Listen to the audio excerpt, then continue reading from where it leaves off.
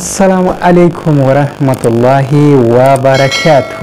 يا شما كم جتو هردفتو تا جبوتو وري جبوتو سبسكرايبين غوني سبسكرايب غودا وروني سبسكرايب غوتاني جراتنا مو لايك شير غودا فيديو قوقودا يچو بربادي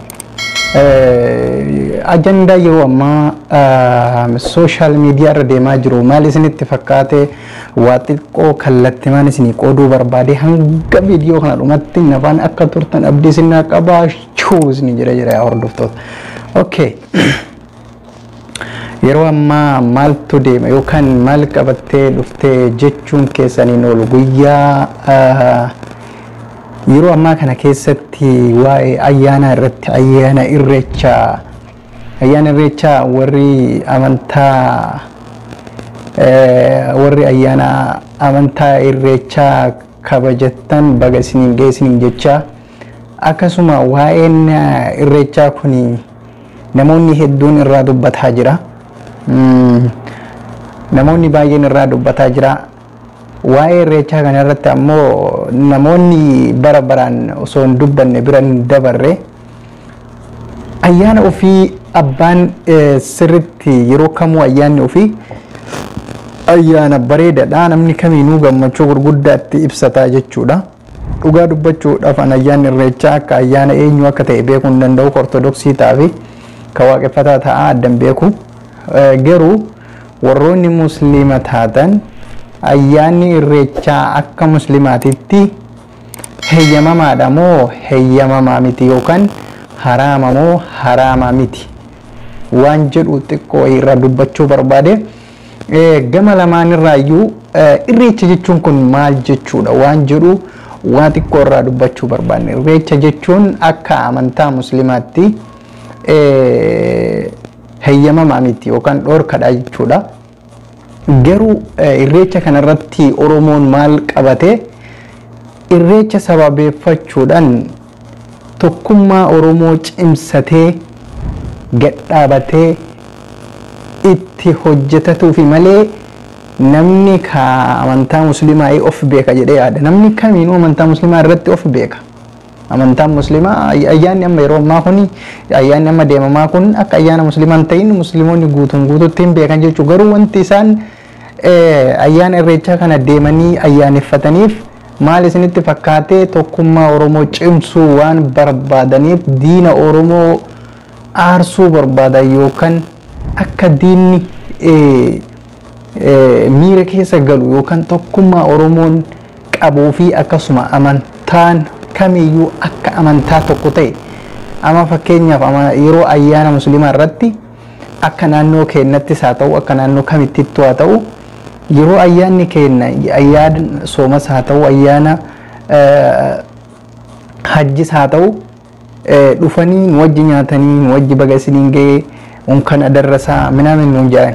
maaliif isaan kuni tokkummaa yookaan jaalala namummaa cimsa malee hin hir'isu yookaan amantaa muslimaa sanitti amantee miti yookaan dhuftee baga isiniin ga'e jettu jechuudha.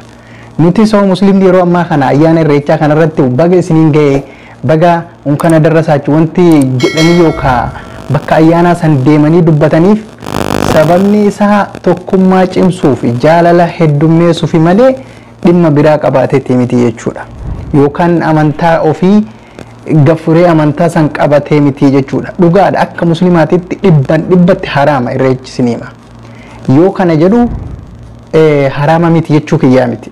dhibbatti haraama akka muslimaatitti tokkummaa oromooti jedhi deemi malee yoo deemtes deemuun mirga keetii hafuunis mirga keetii jechuudha.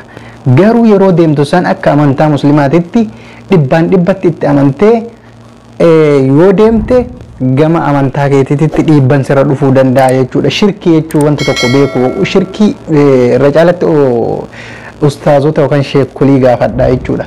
shirkii waan jedhamudha wanti kun. shirkii jechuun hoo maal jechuudha waan jedhu xiqqoo shirkiin yoo rabbii tokkocha akka muslimaatitti rabbii tokkocha malee homattuu hin amannu. muslimni dhibbatti beeka. xiqqarraa hanga guddaatti guddarraa hanga xiqqatti hin beekta. muslimaa miti ortodoksiinis kan beeku hin beekaa kan beekne immoo ni barataa jechuudha. Kana yoo jedhu amantaa namaa tokko kiyyaa miti. Amantaan nama kaniitu amantaa dhuunfati, amantaa dhuunfaa, amantaa nama sanii tuquunis dhorkadha hin danda'amus jechuudha. Inna amantaa kana shirkii jechuun amma waa'ee shirkii isinii barbaada. Shirkii jechuun rabbii tokkochatti amantee osoo rabbii tokkochatti amantu iddoo raagaa deemte yoo jette kuni shirkii guddaadha jechuudha. Ammas irreecha jechuun osoo rabbii tokkocha gabbartu ayyaana kenna jettee itti amantee waan san akka jarri godhan hin goona jettee yoo deemte shirkii isa guddaadha jechuudha. Waan san itti amantee waan san hojjetaa jirta jechuudha. Garuu bashannanaaf tokkummaa Oromootiif ijjennoo keetiif yoo deemte waan sanitti amantee waan san hin hojjetiin malee tokkummaa Oromootii fi diina kee ittiin burjaajessuu ni dandeettaa jechuudha. Ayyaam sheeyimmaa inni itti amanuu dhabuudha. Itti amanuu dhabuudha. Waan isa guddaan itti amanuu dhabuudha. Akka muslimni waan kana beekee hojjetuu qaba. Haraama ta'uu isaa sirritti beekee itti hojjetuu qaba jechuudha. Sheekuleen bakka hundaa himaa jirti. Fakkeenyaaf namoonni irreecha haraama miti akkamitti haraama ta'a warri jettan irra caalatti ustaazota jala deemtanii hordofuu hin dandeettanii akkaataa itti haraama ta'uu isaa sirritti bara baraan dubbatama. Bara irreechi dhufu mara osoo hin dubbatamne irra hin darbamu jechuudha. Garuu ati irreecha kana irreeffachuu yoo barbaadde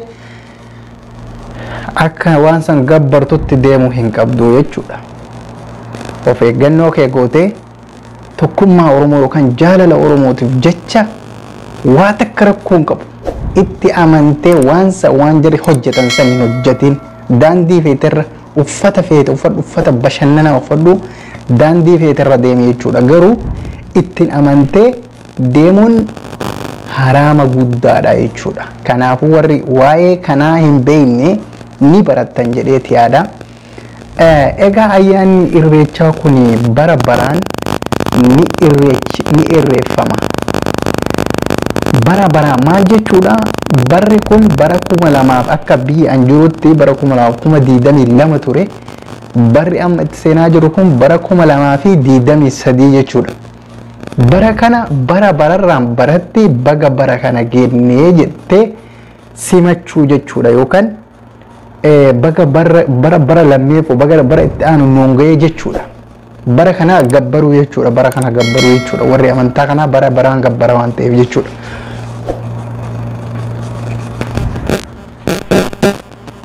Okay. Inni kana warri kanatti amantan of eeggannoo cimaa godhadhaa. Dhiifama wajjii nama isinirraa natti bilbilaa jira. Viidiyoo kana like, share